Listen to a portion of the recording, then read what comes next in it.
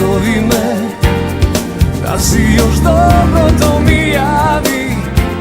Ja nemam kud, ti stalno si tu u mojoj glavi ko spas. Nazovi me, bez tebe su dugi ovi dani, jer kao lud još živim za nas.